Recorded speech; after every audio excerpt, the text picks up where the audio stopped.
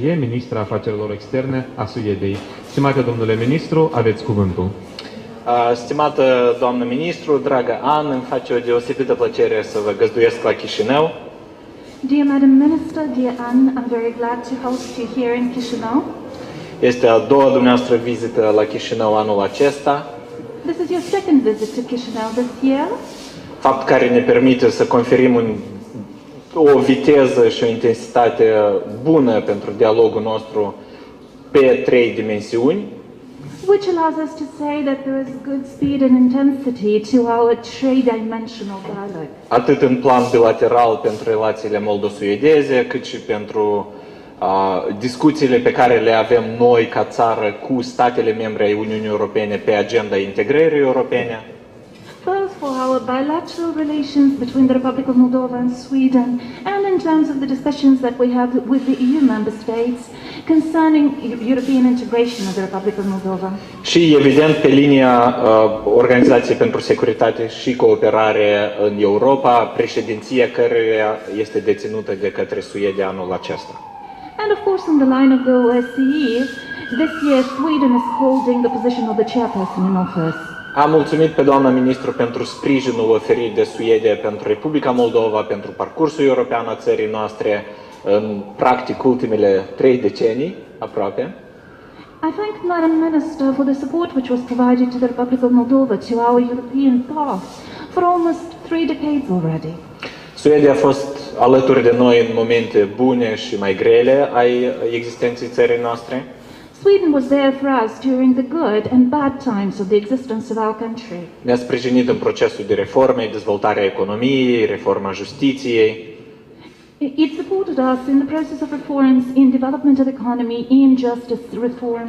Și, evident, în eforturile noastre de a construi o țară europeană aici și de a apropia țara noastră de Uniunea Europeană. And of course in our efforts in building a European country here and in bringing our country closer to the EU.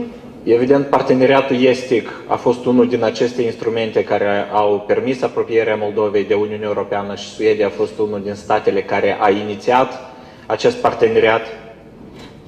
Eastern Partnership was one of the instruments which allowed for approximation of our country with the EU, and Sweden was one of the countries which initiated this instrument. Datorită acordului de asociere zonei de liber schimb cu Uniunea Europeană, realizate în cadrul parteneriatului estic, Republica Moldova este mult mai integrată în spațiul european decât era acum un deceniu. Thanks to the association agreement and DCFTA, which were organized under the framework of the Eastern Partnership, the Republic of Moldova is much more integrated in the European space compared to what it used to be 10 years ago. Și aceste realizări se datorează inclusiv sprijinului pe care l-am primit din partea Suediei. And all these achievements are there also thanks to the support that we have received from Sweden. Dar ne dorim mai mult, am discutat și niște eventuale modalități de cooperare în perspectiva președinției suedeze ai Uniunii Europene din 2023. But we want more, and we also spoke about the eventual cooperation in perspective of Swedish chairpersonship in the European Council in 2023. Noi sperăm că această președinție va oferi o șansă de a mai avansa în intensificarea și aprofundarea dialogului cu Uniunea Europeană. We hope that this chairpersonship will help us intensify and deepen the dialogue with the EU. Am discutat mai multe subiecte legate de integrarea europeană, de politica externă, dar inclusiv și promovarea egalității de gen. We spoke about various issues related to European integration, foreign policy, and also gender equality promotion. O prioritate importantă pentru politica externă suedeză, dar și pentru societatea noastră. Și vedeți că instituțiile politice din Republica Moldova, atât în Parlament, cât și președinție, cât și primul ministru, plasează Republica Moldova pe un loc decent în acest domeniu. This is an important point in foreign policy of Sweden, and it's also important for our society. And you can see that the parliament, the government, the presidency of the Republic of Moldova place the country on a decent position in this sense. Am mulțumit Suedia și pe doamna ministru pentru sprijinul suedez pentru mai multe proiecte care ne ajută să dezvoltăm Republica Moldova.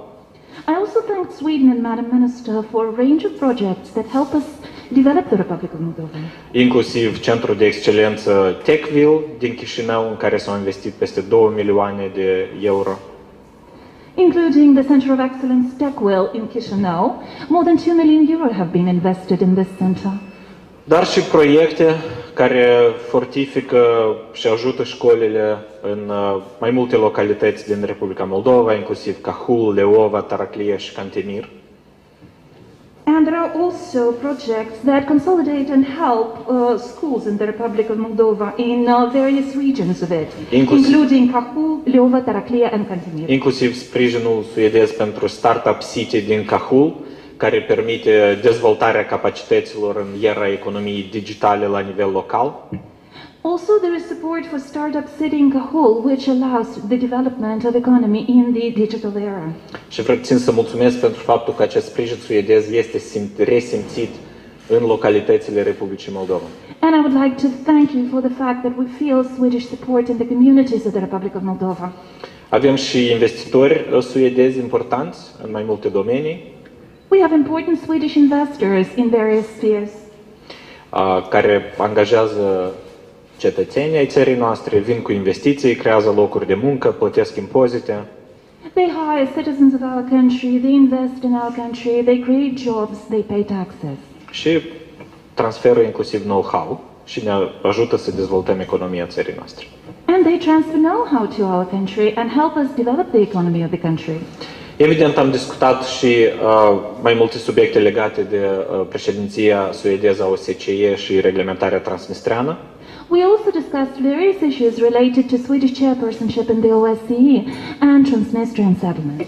Evident, am reiterat poziția Republicii Moldova că noi vedem reglementarea problemei transnistrene în baza integrității teritoriale a Republicii Moldova. We, of course, reiterated the position of our country that we see the reintegration of our country based on its territorial integrity. Cu respectarea drepturilor și libertăților fundamentale ale omului în regiunea transnistreană. With respect for fundamental human rights and freedoms in the Transnistrian region.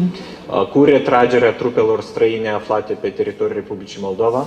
With withdrawal of foreign troops which are on the territory of the Republic of Moldova. Și distrugerea munițiilor actualmente stocate în această regiune, care constituie un risc major pentru populația din această regiune. And with disposal of the munitions which are currently stocked in this region. These munitions are a danger for the population of the area. Am reiterat sprijinul nostru pentru continuarea promovării măsurilor de întărire a încrederii între cele două maluri ale râului Nistru. We reiterated our support for the confidence building measures between the two banks of Nistru. Și credem că aceste măsuri trebuie să ducă la îmbunătățirea condițiilor de viață pentru concetățenii noștri din întreaga Republică Moldova, de pe ambele maluri ale râului. And we believe that these measures should bring to improvement of quality of life of people who live at both banks of Nistru. Inclusiv prin îmbunătățirea condițiilor de funcționare a școlilor cu predare în grafie latină. Also by improving the conditions of functioning for the Latin script schools.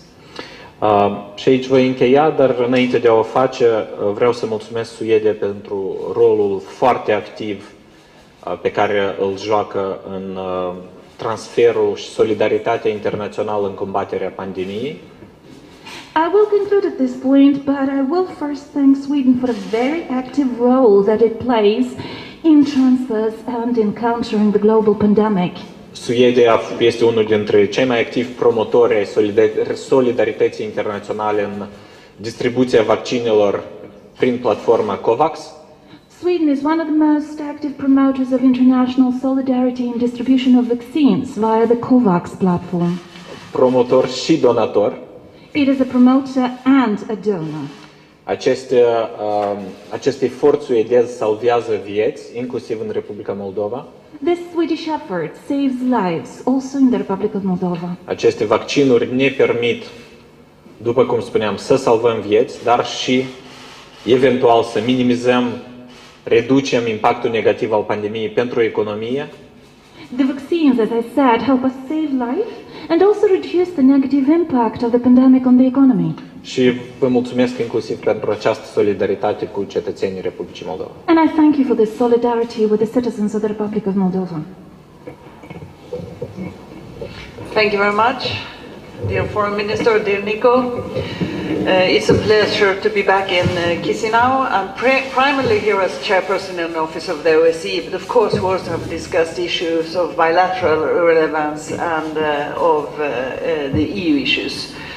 Our country has a long line of excellent relations, and Sweden is one of Moldova's major long-term reform partners. Therefore, with the new government of Moldova installed, it is important for me to reiterate Sweden's strong support to Moldova's democratic reform and its efforts for the European future. I was impressed to learn more about the ambitious reform agenda of the Moldovan government. The strong mandate that is given to the government by the people of Moldova is very encouraging for all of us who stands ready to support the continued reform process. Sorry, should you... Then I may be too long. Sorry. Stimate domnule ministru de externe, dragă Nicu, este o plăcere să mă aflu aici în Republica Moldova și într-adevăr m-am aflat aici în două posturi, în postura de președinte în exercițiu OSCE și în postura mea de ministru de externe, și noi într-adevăr am discutat subiecte care țin inclusiv și de relațiile noastre bilaterale. Avem parte de o istorie de durată excelentă, de niște relații foarte bune și având în vedere faptul că a fost instalat noul guvern, trebuie să reiterez suportul Suediei pentru reforme democratice care au fost puse în plan și pentru ambiția europeană. Am fost impresionată, de fapt, de agenda care a fost pusă în față de către guvernul actual în ceea ce privește acțiunile planificate. Today we have discussed how Sweden and the EU can best support the government's efforts. I'm also happy to learn that Minister Popescu also sees gender equality as an important issue. Excuse me, which one? Gender. Gender equality. Astăzi am discutat modul în care Suedia și Uniunea Europeană ar putea sprijini cel mai bine Guvernul Republicii Moldova în acțiunile propuse și mă bucur foarte mult că domnul ministru a menționat faptul că egalitatea de gen este un subiect important. We also look forward to the Eastern Partnership Summit in December. The summit should send signals of the importance of the EU-Moldovan partnership as well as our joint commitment to democracy. Sweden will remain a staunch supporter of Moldova's European ambitions within the partnership. De asemenea, așteptăm cu interes summitul parteneriatului este, care urmează să aibă loc în decembrie. Summitul respectiv trebuie să transmită un mesaj puternic privind faptul că Uniunea Europeană și Republica Moldova sunt parteneri puternici și trebuie să exprimăm angajamentul nostru comun de a promova Republica Moldova în calea integrării europene. Today, in my role as chairperson in office of the OSCE, I will meet the Moldovan President, Prime Minister, Deputy Prime Minister for reintegration, as well as the Transnistrian leadership. Și astăzi, în rolul meu de președinte în exercițiu OSCE, voi avea întrevederi cu președinta țării, cu prim-ministra, cu viceprim-ministrul pentru reintegrare și cu liderii din regiunea transnistriană. I look forward to speak more in detail of these meetings later, after they have taken place at the press briefing in the airport this afternoon, 5:45. Aștept cu interes posibilitatea de a vorbi în mai multe detalii cu referire la aceste întâlniri mai târziu, după ce aceste întâlniri au avut loc în cadrul briefingului de presă care va avea loc la aeroport. I look forward to the cooperation, the further cooperation with the Moldovan government, but bilaterally within the EU and within the framework of the OSCE. Thank you very much. Aștept cu interes de asemenea continuarea cooperării cu Guvernul Republicii Moldova, atât la nivel bilateral, cât și în cadrul Uniunii Europene și în cadrul OSCE. Vă mulțumesc foarte mult! Stimate doamne ministru, stimate domnule ministru, vă mulțumim foarte mult pentru declarațiile dumneavoastră. Stimați colegi din media, declarațiile de presă s-au încheiat. Vă mulțumim pentru prezență, vă dorim o zi bună!